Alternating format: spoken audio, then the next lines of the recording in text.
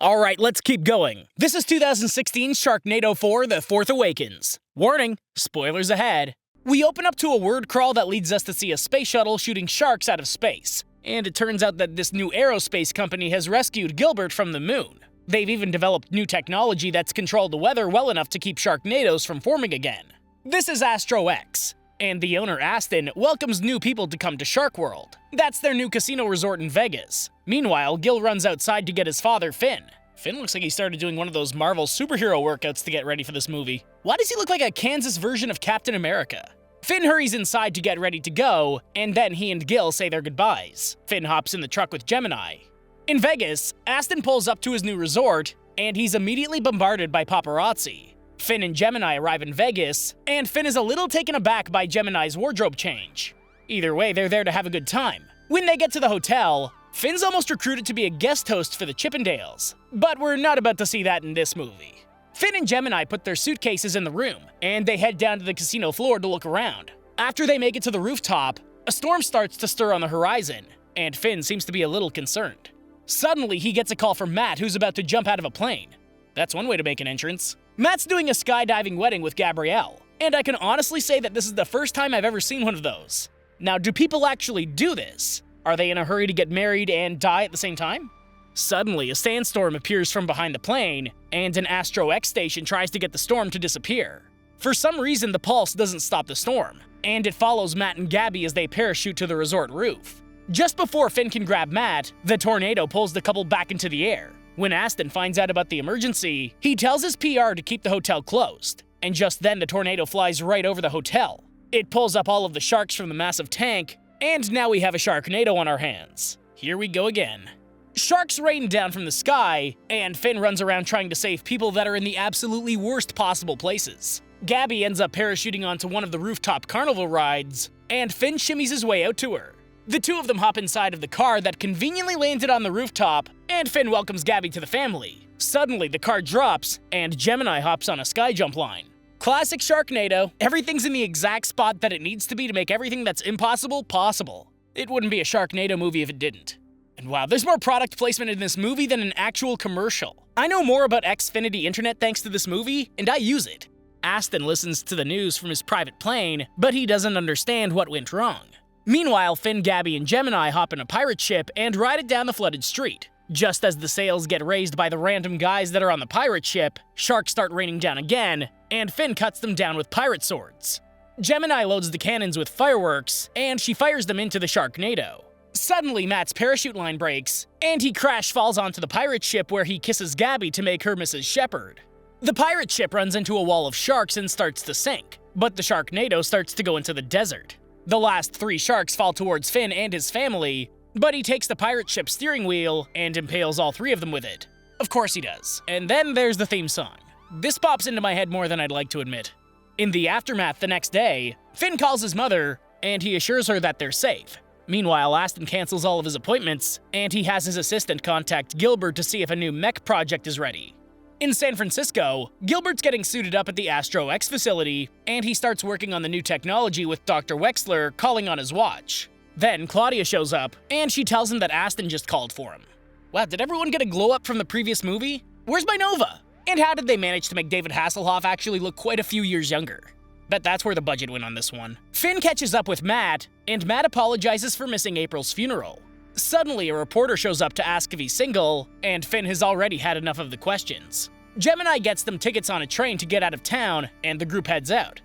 Wait, April's alive and she's calling Dr. Wexler daddy? What kind of daddy are we talking about? April hops into a tube, and electrical currents fill the tube around April. Elsewhere, Aston shows up at the facility, and he asks everyone why the stations didn't work to get rid of the Sharknado in Vegas. On the train, Gemini asks Matt and Gabby how they met, and it turns out that the two of them were enlisted together. When Gemini looks out the window, she spots the Sharknado as it heads towards a dam. While the conductor tries to call the station to get permission to reroute, a boulder shark flies down and decapitates him. And Finn decides that it's his time to be the hero again. Has anyone ever punched a shark? I feel like that's Finn's go-to mode of killing sharks when he doesn't have a chainsaw. Also, why doesn't Finn have his own private modes of transportation yet? He saved the planet about, what, 3 times now? Why is he riding Supercoach on a train?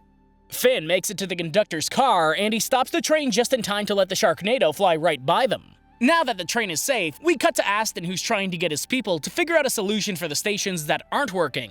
When he's done, his assistant tells him that they spotted Finn, and Aston wants him brought in.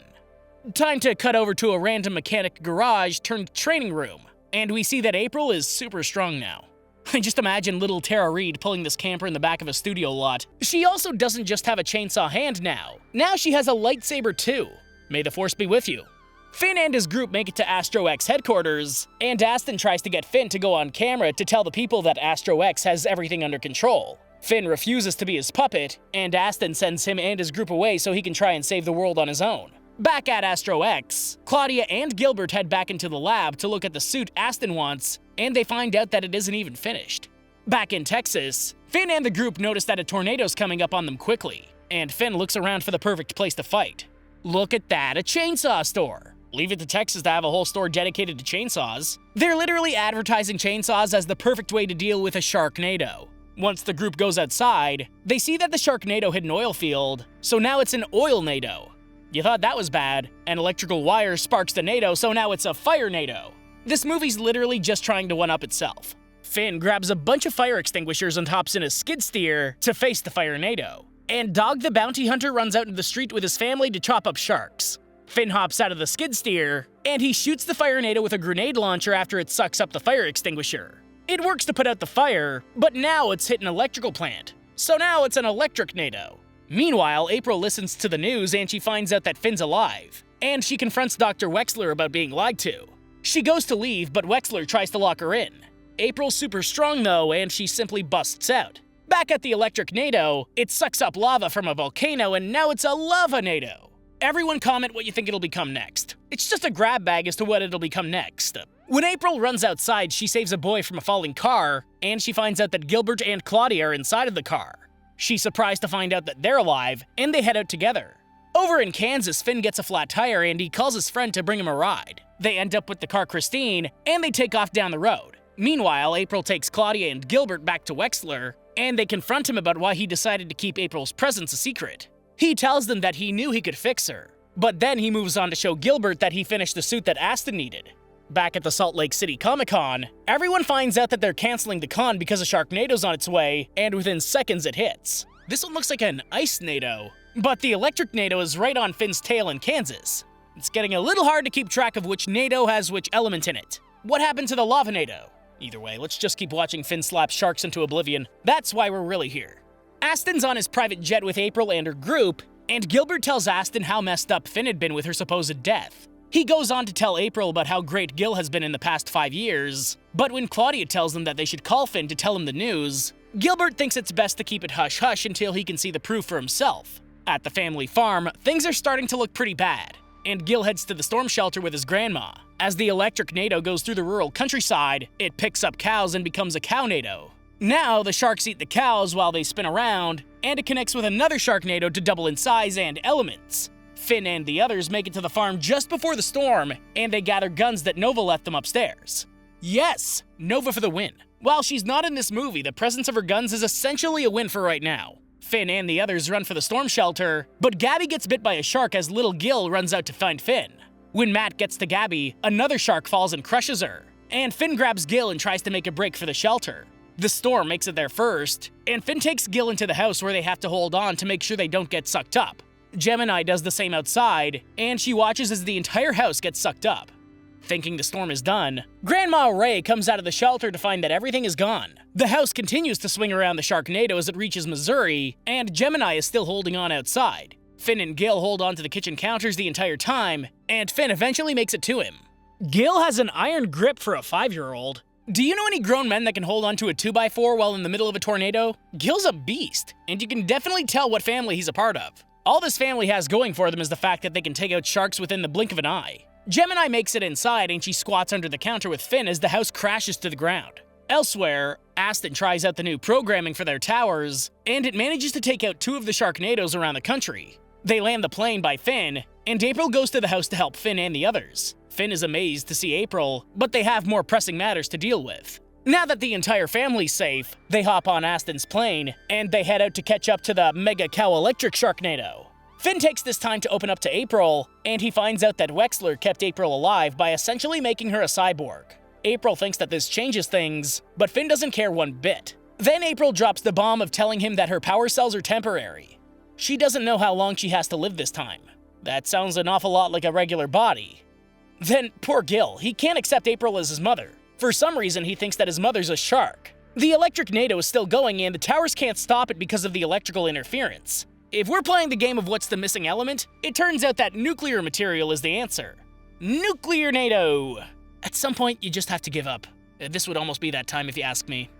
Now that the sharks become a nuclear NATO, it's up to Finn and his family to come up with some back alley, apple as a crack pipe kind of plan.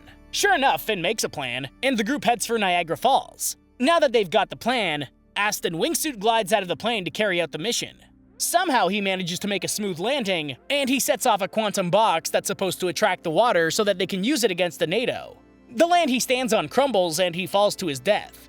On the plane, Finn finds the second quantum box, and he and his family goes back to Niagara Falls to finish the job. Oh my god, they even gave Gil a mini chainsaw! I never thought I'd call anything in a Sharknado movie cute, but I'm too far into this series. That's awesome. When they arrive, Gilbert shows off the new suit, and he suits up to finish the mission. This is like the power rigs from Alien, but they gave it chainsaws. I can't say that I don't want one. I'd probably just wear it everywhere. Social distancing? Not a problem. Finn sends the rest of the family to help save the bystanders and get them to the shelters. Just as Gilbert goes to get in the suit, he's swallowed up. Now that the plan is completely trash, Finn runs around until he finds the mech suit, and he hops inside to finish the job. Claudia gets swallowed up, and April has jetpack feet. Just give me a second, I'm sure someone else will get swallowed up soon. April has laser hands. This whole climax scene is one thing immediately after another. Matt got eaten too. Finn makes it to the quantum box, and he activates it using the suit's power, and the water starts to cool the nuclear NATO. Now that it's a regular Sharknado, Finn tells the station to fire the Astro X-Pods. The Sharknado dies, and Gil falls into the falls. April jetpacks after him, and she makes it to him just in time. Meanwhile, Finn gets swallowed by a shark that gets swallowed by two other sharks that get swallowed by a whale.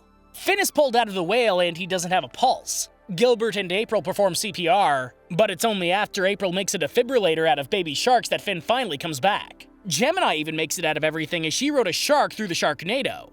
It's not over though. As the family gets comfortable, they notice the Eiffel Tower's been thrown into the ground, and Nova appears on the frame. Yes, Nova! Also, Aston actually didn't die. You already know what I'm about to say. Give it a shot. Thanks for watching, and I hope you enjoyed the video. Don't forget to like and subscribe for more like this one. Comment what you think I should watch next, and I'll see you in the next video.